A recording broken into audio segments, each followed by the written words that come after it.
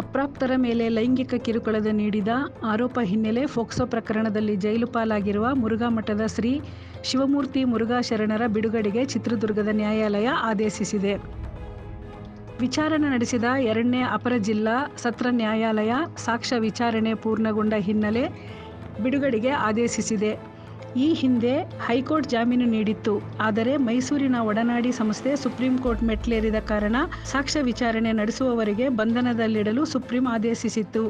ಹೀಗಾಗಿ ಸಂತ್ರಸ್ತೆಯರಿಬ್ಬರು ಸೇರಿ 13 ಮುಖ್ಯ ಸಾಕ್ಷಿಗಳ ವಿಚಾರಣೆ ಪೂರ್ಣಗೊಂಡ ಕಾರಣ ಶ್ರೀಗಳ ಬಿಡುಗಡೆಯಾಗಿದೆ.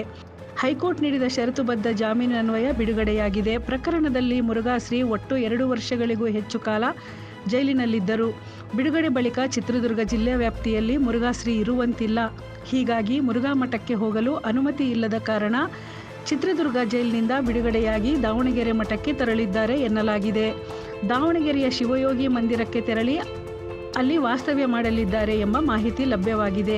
ಇನ್ನು ಜೈಲಿನಿಂದ ಮುರುಘಾ ಶ್ರೀ ಬಿಡುಗಡೆಯಾಗುತ್ತಿದ್ದಂತೆಯೇ ಕಾರಾಗೃಹ ಬಳಿ ಹಾರ ಹಾಕಿ ಭಕ್ತರು ಸ್ವಾಗತಿಸಿದರು. ದಾವಣಗೆರೆ ವಿರಕ್ತ ಮಠದ ಬಸವಪ್ರಭು ಶ್ರೀ ಸೇರಿ ಹಲವರು ಉಪಸ್ಥಿತಿ ಇದ್ದರು.